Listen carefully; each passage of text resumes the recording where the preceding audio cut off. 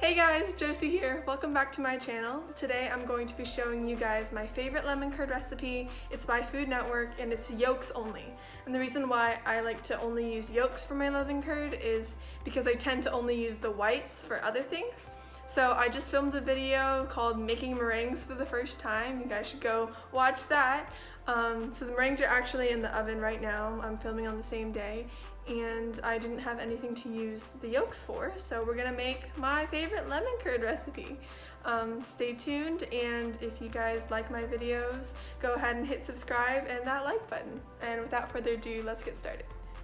If you know me, my personal favorite is always chocolate, but lemon does come a close second. The only negative thing about lemons is that you have to zest them, which takes longer than putting in some cocoa powder, but you know what, it's fine. So, this is my zester. It is by QC Pro, and it comes with a thicker side and a thinner side, and it's sharp enough, but it's not too sharp where you would cut yourself, which is good. Okay, so I'm just going to start at the base here, and I'm going to zest all the way down. Maybe back up again, and that's good. See how it's still yellow and it's like a little bit white here? The white is what you're trying to avoid, because when you zest lemons, if you get any of the white part in, it's actually really bitter, and then you'll have a bitter lemon instead of a sour one. Now, zest is very important because it gives the lemon curd the essence.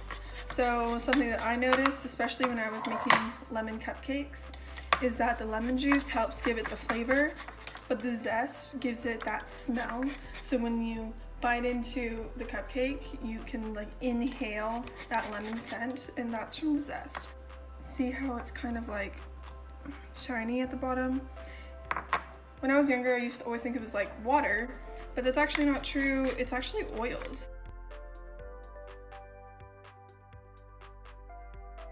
So this recipe is by Food Network. It actually calls for 4 lemons, but you know what?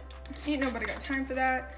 So I'm just gonna zest one really, really well. And then see at the bottom, we'll just scoop it out.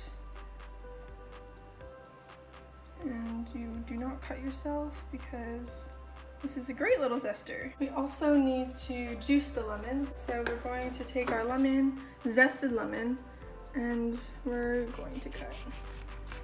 To optimize juice, you can also roll the lemon a little bit before you cut it open, and zesting it definitely also helps. So take our bowl, gonna squeeze our juice out.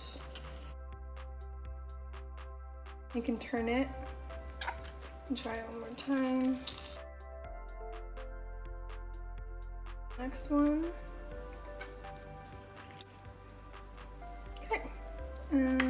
That's it. Okay, so this is the 1/3 cup that we're trying to fill. A few little seeds got through, so we're just gonna strain them out. And that's pretty much exactly a 1/3 cup. Perfect. Okay, so I'm putting about 1 inch of water in a medium-sized saucepan. I'm gonna put it on low heat and wait for it to simmer. Okay, so in a normal sized bowl, make sure it fits on your saucepan, doesn't really touch the water. We're gonna put in our eggs. Now the recipe actually calls for 5 eggs. We're just gonna use 4 and put a little bit less of everything. So the recipe calls for 1 cup of sugar, but I'm putting a little bit more than half a cup. 1, because we have less eggs, and 2, because nobody wants their lemon curd, which is supposed to be super sour, be too sweet. So we're gonna whisk it together. If you don't have a whisk, it's my dog. If you don't have a whisk, don't worry about it. Just use a fork or a spatula will work too. Now, contrary to what I initially believed, the yellow color of lemon curd doesn't come from the lemons, it comes from the egg yolks. So it calls for a 1/3 cup of juice, and I'm gonna put the full 1/3 cup because juice is good. If it calls for a tablespoon of lemon zest, you can put 2 tablespoons. That'll be fine. Let's get this together until smooth and combined. And now we are going to slice up our butter. So we're just going to use 1 stick of your normal unsalted butter. We're not going to use all of it though, because remember we're putting a little bit less since we only put in 4 egg yolks. So I cut off about like 2 tablespoons. Then we're just going to slice the butter. And it looks like my water is simmering, so I think we're ready to start putting it on the stove. Our water has pretty much reached a simmer.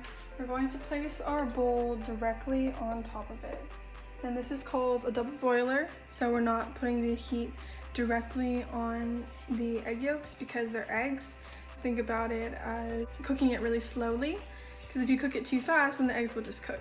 And nobody wants cooked eggs in their lemon curd. Make sure that your bowl is big enough to place on top of the saucepan without touching the water. That's really important. Just gonna stir until this thickens up.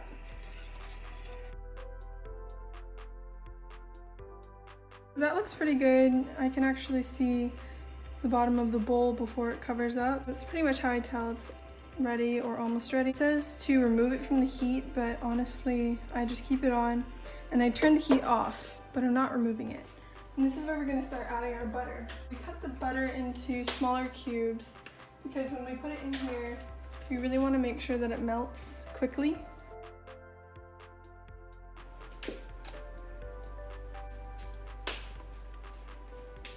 If you're using it to put it in a jar and to use to spread, I would definitely try to make it pretty thick. Okay, the last bit of butter. You can also add a little bit of cornstarch. I would start with a teaspoon or 2, and you can sift it in to make it thicker if you really want a thick curd. I don't usually do that, but I've done it before. All right, perfect. I'm going to remove this carefully from the stove. Be very careful because there's a lot of steam underneath. So pull the bowl towards you so that the opening goes away from you. Otherwise the steam will burn you and you might drop the lemon curd. Let's just let it cool for a little bit. Now that the lemon curd has cooled down, we are going to put it into a piping bag. And I actually have these little jars from my sister's graduation party last year, but we're gonna fill them with lemon curd so that they're kind of like a take-home thing, and you can keep it in your fridge and you can give it to people and you can eat it with bread, or you can put it on desserts, all that jazz. So, see, as you can see, this is very thick now. And I'm not putting a tip because I'm only using the piping bag to fill the jars, so no tip necessary.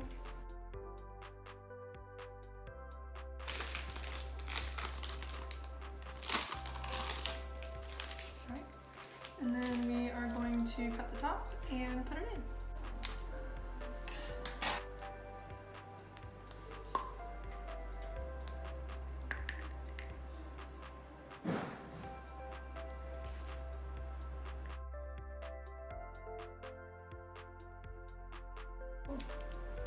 And then with the extra, I'm actually going to use it in my piping tips and tricks video. So go ahead and go watch that for some piping tips on how to pipe cupcakes and different ways you can decorate them.